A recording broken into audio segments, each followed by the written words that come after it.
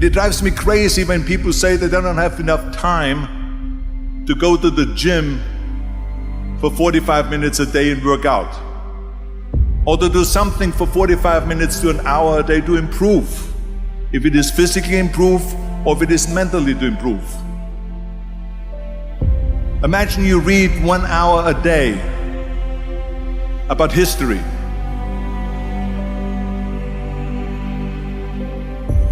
How much you will learn after 365 hours in 1 year.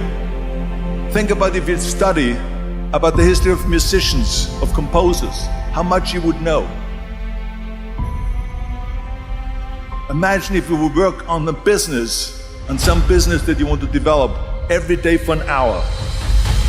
Imagine how further along you will go and get. So it drives me nuts because when people say we don't have the time, we have 24 hours a day. We sleep 6 hours a day, so that gives you still 18 hours. And there's someone shaking their head out here in front. They say probably, I don't sleep 6 hours, I sleep 8 hours, right? But just sleep faster.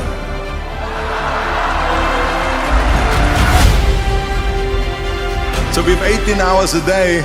The average person works around 8 to 10 hours.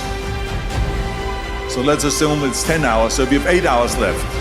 Then you travel around an hour a day, maybe 2 hours a day. So now you have still 6 hours left. So what do you do with these 6 hours? What do you do with these 6 hours? Then we eat a little bit, then we schmooze a little bit, talk a little bit to people and all that stuff. But you can see how much time there is available if you organize your day. So you got to work hard.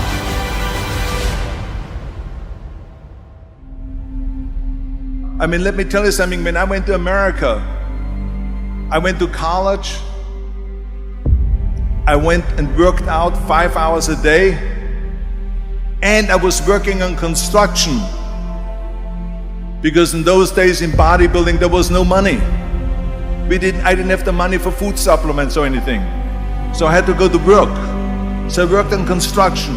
I went to college. I worked out in the gym, and at night from 8 o'clock at night to 12 midnight, I went to acting class 4 times a week. So I did all of that. There was not one single minute that I wasted.